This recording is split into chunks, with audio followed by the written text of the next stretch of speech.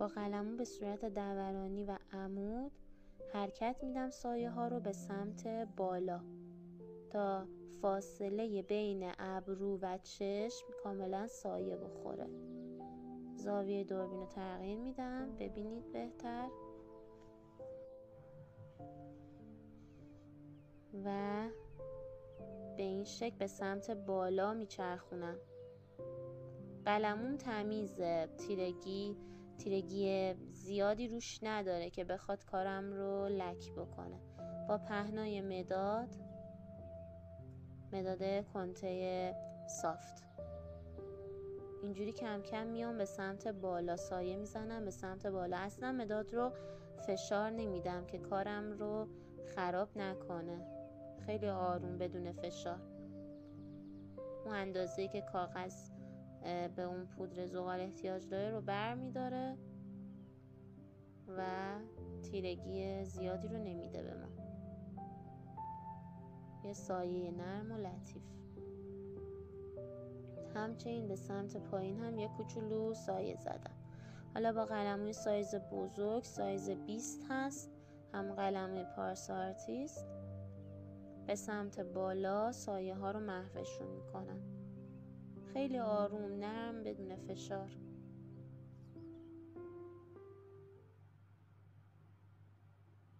تمام سایه هایی که با مداد زدم رو خیلی آهسته و نرم در همدیگه محو میکنم.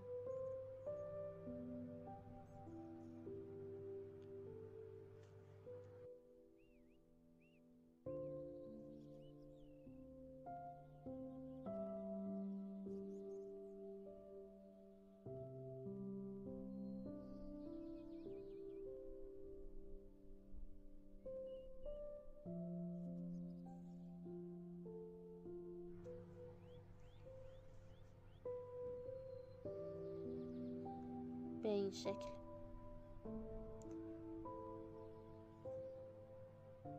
همچنین این قسمت رو هم یه کوچولو سایه میزنم. حالا باز دوباره میام با کنته سافت یه درجه باز تیره تر میکنم. این خط چشم رو، خط بالای چشم هست،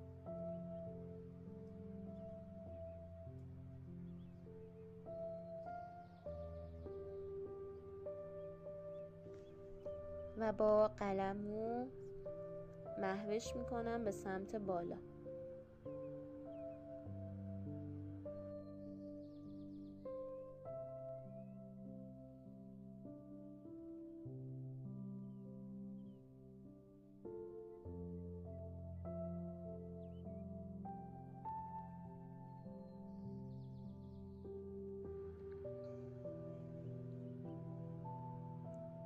حالا میام مداد کنته سافت رو بر میدارم، با پهناش بدون فشار خیلی نرم و آروم این گوشه کارم رو تیره تر میکنم. اینجا نسبت به بقیه قسمت ها تیره تره.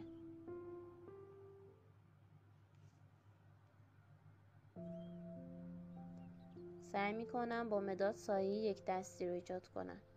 با قلمو به صورت عمود، قلموی سایز بزرگ به صورت عمود و دورانی حرکت میدم تا اینا خیلی آروم در همدیگه محو بشن.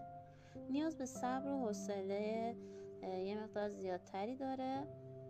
کار با زغال نسبت به کار با رنگ مثل رنگ روغن و غیره، چون خیلی لایه لایه و آروم و آهسته سایه ها گذاشته میشن، نیاز به صبر بیشتری داره. خیلی آروم سایه‌ای که زدم رو در پس زمینه محو میکنم.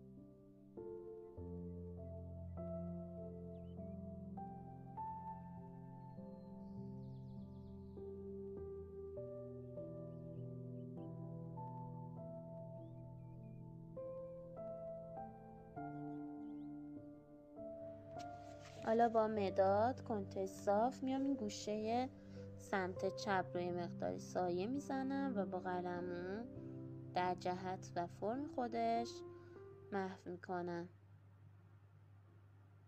به این شکلی که میبینید.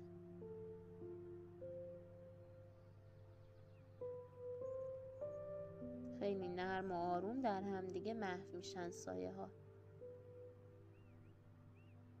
قسمت نور رو در نظر میگیرم که کجا قرار داره و قسمت هایی که نور هست رو خیلی تیره نمی کنم، میذارم روشن بمونه، نه به سفیدی کاغذ ولی روشن تر از قسمت های دیگه.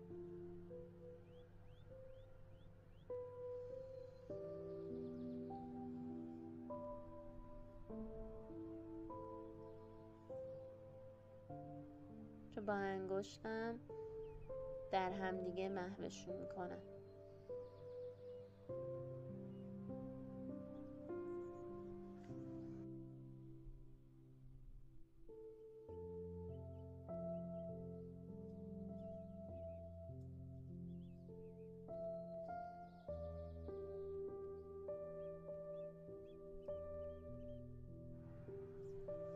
حالا میخوام قسمت داخلی چشم رو بکشم.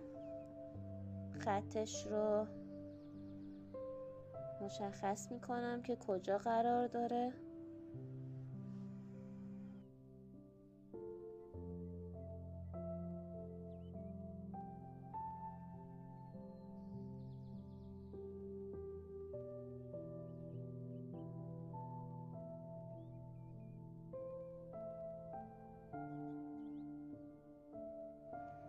حالا که کشیدمش با قلم سایز کوچیک میام محوش میکنم. اول رو خود خط میکشم و بعد به سمت پایین سایه که زدم رو محو میکنم.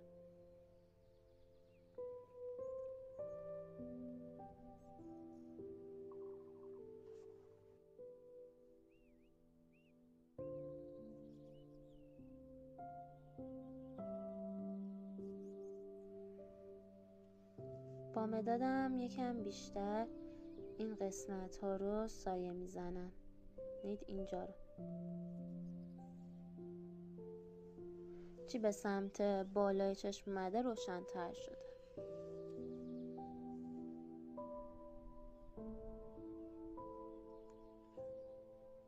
اینجاها احتیاج داره که تیره تر بشه. همچنین قسمت هر تیرگی که با مداد میذارم بعدش اون رو آروم آهسته محوش میکنم. خب سیاهی چشم رو مشخص میکنم که اینجا قرار داره. یه مقدارش دیده میشه و بقیهش بیرون از کادره. خب ببینید داخل چشم نور هست، انعکاس نور هستش. اون انعکاس نور رو دور تا دورش رو میکشم.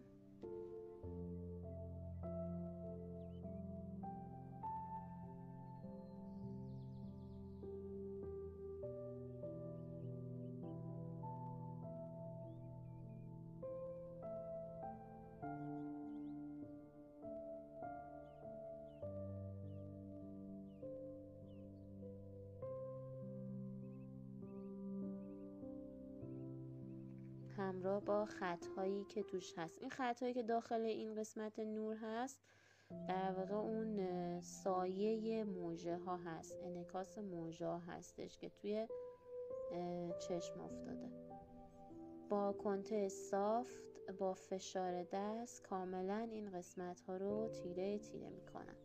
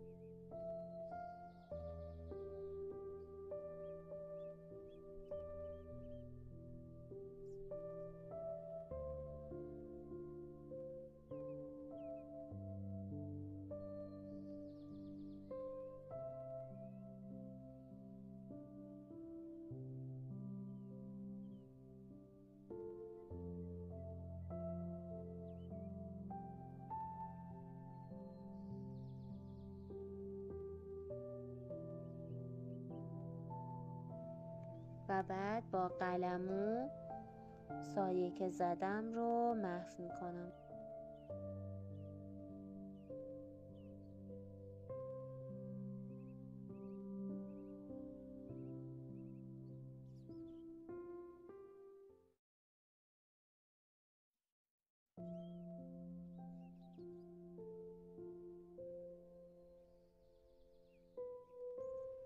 از همون تیرگی که رو خود قلمو هست استفاده میکنم و این قسمت ها رو تیره تر میکنم از این روشنایی و سفیدی در بیاد. هم از سمت راست و هم از سمت چپ که هرچی به سمت بالا میان روشن تر میشن. اینجا رو تیره تر میکنم، خط بالایی رو، کارم جذاب تر بشه و بعد محوش میکنم.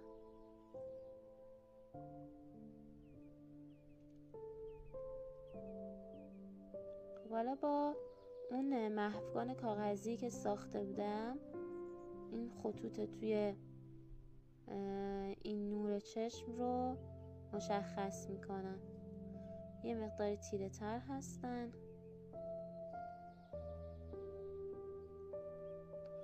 ببینید این سفیدی داخل چشم شاید به ظاهر فقط سفید دیده بشه، ولی اگه توش رو دقت بکنید، زوم کنید و ببینید سایه و روشن داخلش هست.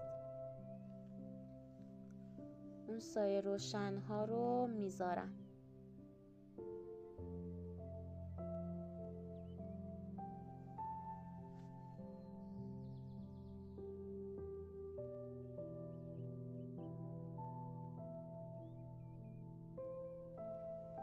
بعد با پاکن داخل همون نورها رو قسمت های روشنترش رو میذارم. اینجا هم تا اینجا روشن هست، تا این قسمت با پاکن تودی گذاشتم.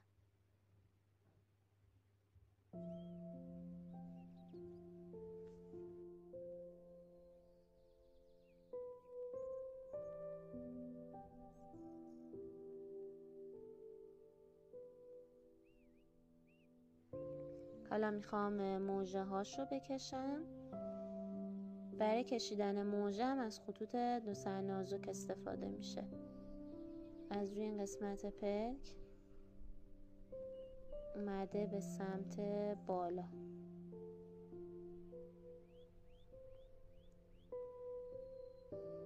قد موجه ها، میزان کلفتیشون، نازکیشون، تیرگی روشنیشون رو در نظر میگیرم و بر همون اساس میکشم.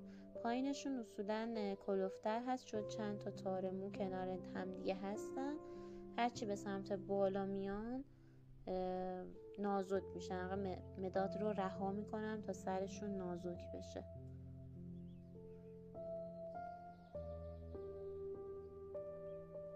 اینجا رو با پاکن خمیری نور میندازم. ببینید این قسمت رو زیر موجه ها و موجه ها از داخل این روشنایی اومدن به سمت بالا. به این شکل میاد کار پایین، بعد باز میره بالا.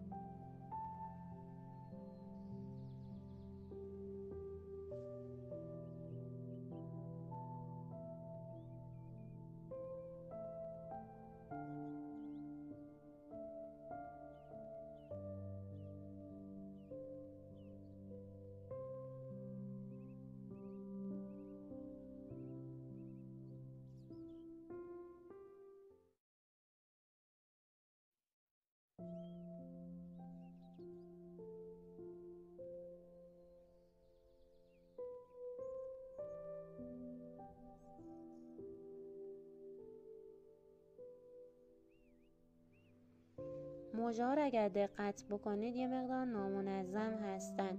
هر یه تار موجه رفته روی اون یکی تار دیگه و اینا رو یک دست و یک شکل کنار هم دیگه انگار به صف شده باشن به این شکل نکشید. به جهت حرکتشون، جهت قرار گرفتنشون دقت بکنید. بعضیا رو هم قرار گرفتن، بعضیا فاصله دارن از هم دیگه، بعضیا کلوفترن، بعضیا نازکترن. این تنوعی که درشون وجود داره و کشیدن این تفاوت‌ها باعث میشه که کارمون زیباتر بشه. اگه بخوایم اینا یک دست و یک شکل کنار هم دیگه بچینیم و بذاریم، غیر طبیعی میشه کارمون. هرچی به سمت راست میان، موژه ها به سمت راست متمایل میشن.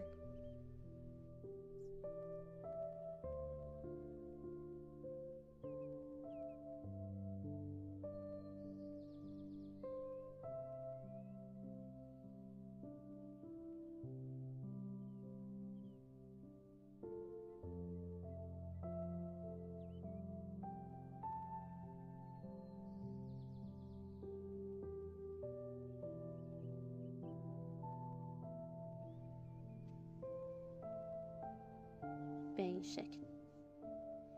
جای کم تیره تر کردم، همچنین اینجا رو.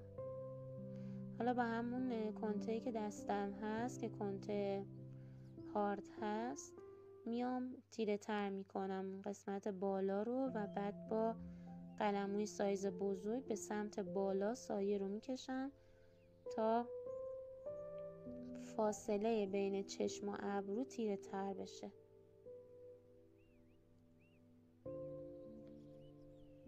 با همون قلمون که یه مقدار سایه روش هست، این قسمت چشم رو سایه میزنم. کاملا سفید نیست،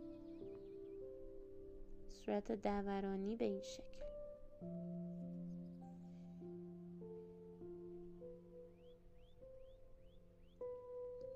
با مداد سایه‌اش رو بیشتر میکنم، همچنین خط اینجا رو تیره تر میکنم. چون چشم تو سایه قرار گرفته، به همین خاطر تیره تر این قسمت سفیدی چشم، حالت خاکستری و تیره داره.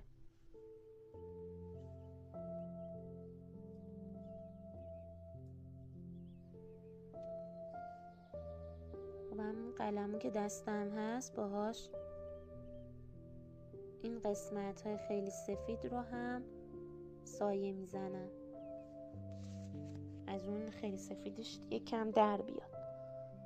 با مدادم کنته سافت هم تارهای در واقع موژه ها رو بلندترشون میکنم، قدشون رو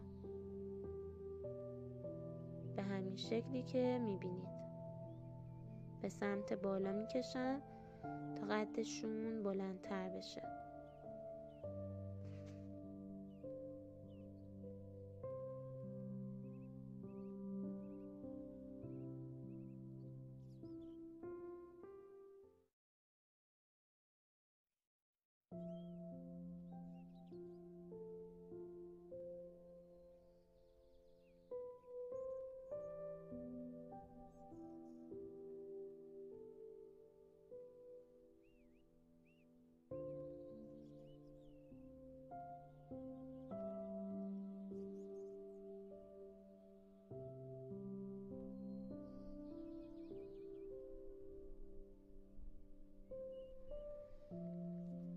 حالا با قلمو میکشم سایه ها رو تیره تر میکنم. هر جایی که میبینم تیرگی بیشتری داره سایه بیشتری رو میذارم. هیچ جایی رو هم کاملا سفید نمیذارم، حتی شده یکم سایه میزنم. قسمت های روشن رو نمیذارم به سفیدی کاغذ بمونه.